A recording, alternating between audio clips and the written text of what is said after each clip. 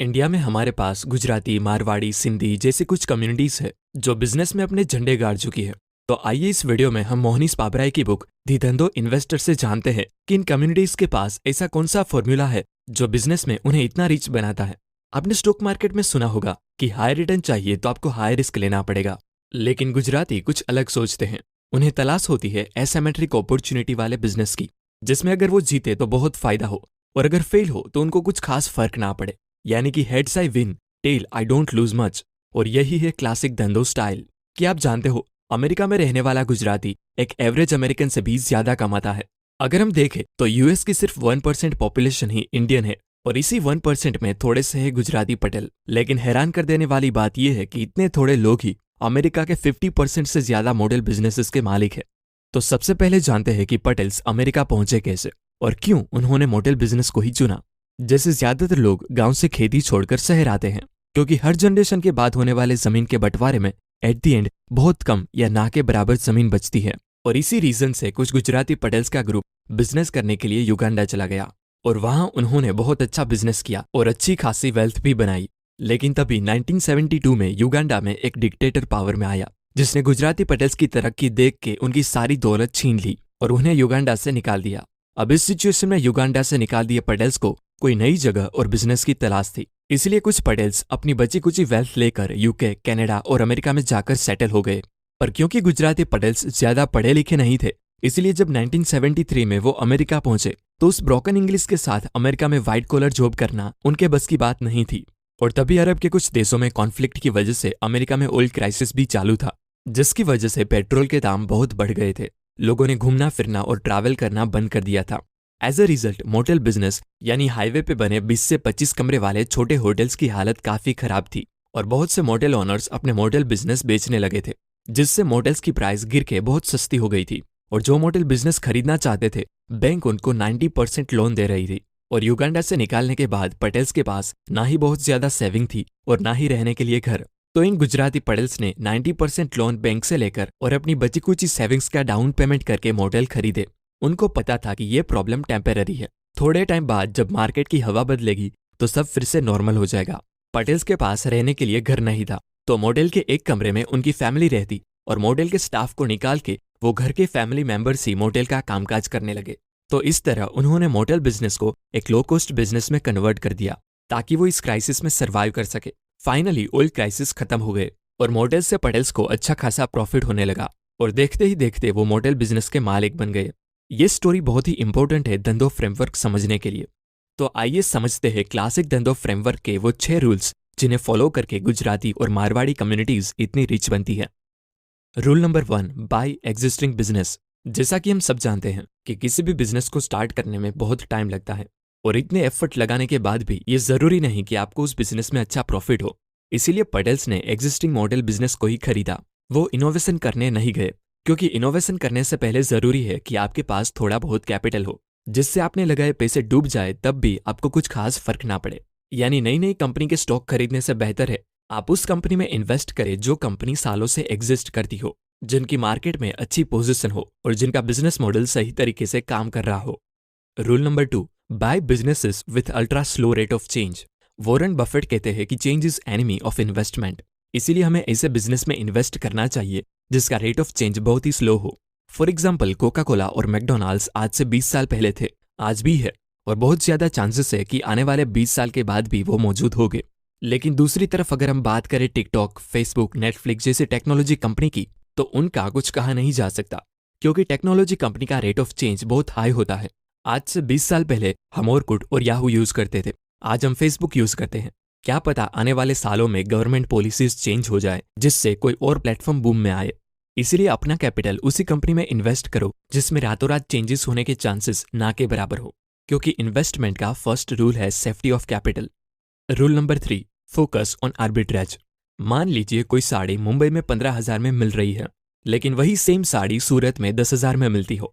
तो अगर हम सूरत से 10,000 में साड़ी खरीद के मुंबई में 15,000 में बेचते हैं और 5,000 का प्रॉफिट कमाते हैं, तो इसे आर्बिट्राज कहते हैं। अभी हमने जिस आर्बिट्रेज की बात की वो प्लेसेस की आर्बिट्रेज थी, मतलब 2 प्लेसेस पे प्राइस का डिफरेंस को एक्सप्लॉइट करके हमने पैसे कमाए। ये सेम चीज टाइम के साथ भी हो सकती है।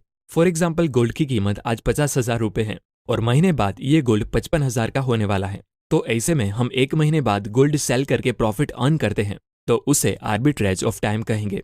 इसीलिए आपको भी इन्वेस्टिंग के दौरान आर्बिट्रेज पे फोकस करना है। Rule number 4, buy businesses at big discount.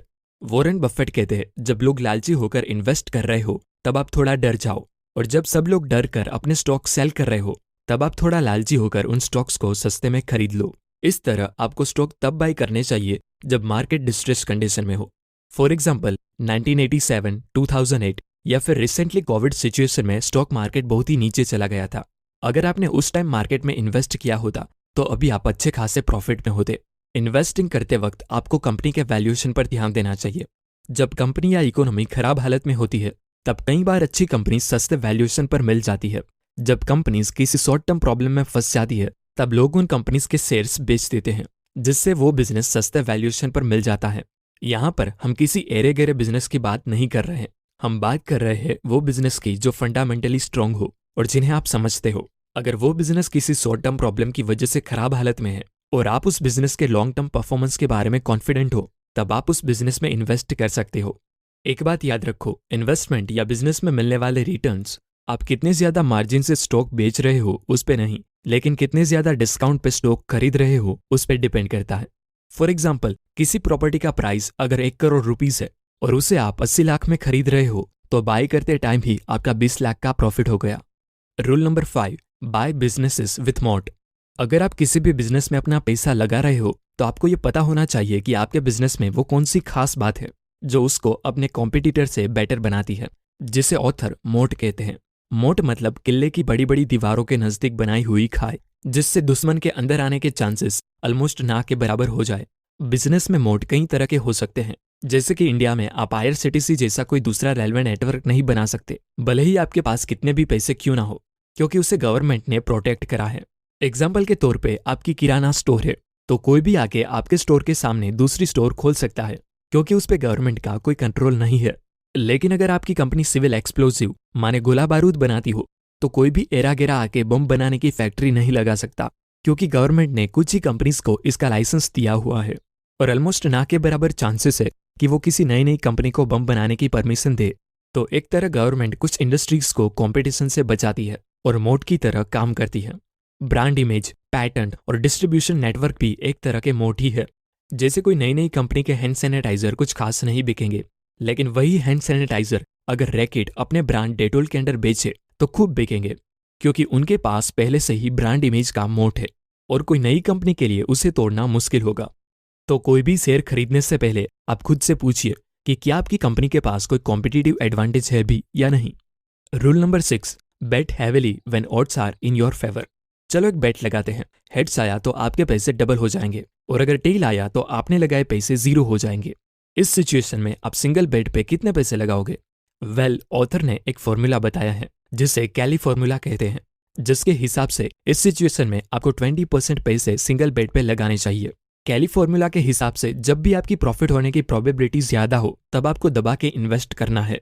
Patels की बात करें तो जब उन्होंने मॉडल्स खरीदे तब उन्होंने सिर्फ 10% ही डाउन पेमेंट दिया था और बाकी का 90% पैसा बैंक का था। अगर उनका बिजनेस फेल हो जाता तो ज्यादा से ज्यादा उनका क्या नुकसान होता? बस उनका थोड़ा डाउन पेमेंट ही तो जाता, क्योंकि उसके अलावा उनके पास खोने को कुछ था ही नहीं। यानी कि ऑड्स टोटली उनके फेवर में थे और ऐसे टाइम पे उन्होंने सारे पैसे लगा दिए। और आगे भी जब फिर से रिसेशन आया जैसे कि 9/11, तब उन्होंने सेम प्रिंसिपल यूज करके हैवीली इन्वेस्ट किया और कई और मॉडल्स को भी सस्ते में खरीद लिए। यानी कि हर बार डाउन साइड बहुत कम था और अप साइड बहुत ज्यादा। इन्वेस्ट करते टाइम आपको भी ऐसा ही करना है और तब तक पैसे नहीं लगाने जब तक डील टोटली आपके फेवर में ना हो। इसका मतलब है जब आपको पता हो कि ये स्टॉक आपको इंट्रिंसिक वैल्यू से बहुत सस्ते में मिल रहा है तब आपको जम के इन्वेस्ट करना है। यानी कि heads I win, tail I don't lose much mindset and that's nothing but classic Dhandho. तो ये थे वो 6 प्रिंसिपल्स जिन्हें गुजराती और मारवाड़ी लोग फॉलो करके अपनी वेल्थ बढ़ाते रहते हैं। दोस्तों, ये सारी बातें मैंने मोहनीश पाबराय की बुक दी धंधो इन्वेस्टर से सीखी है। ये बुक वैल्यू इन्वेस्टर के लिए बहुत अच्छी बुक है। अगर आप एक वैल्यू इन्वेस्टर हो तो इसे डेफिनेटली रीड करना। धन्यवाद।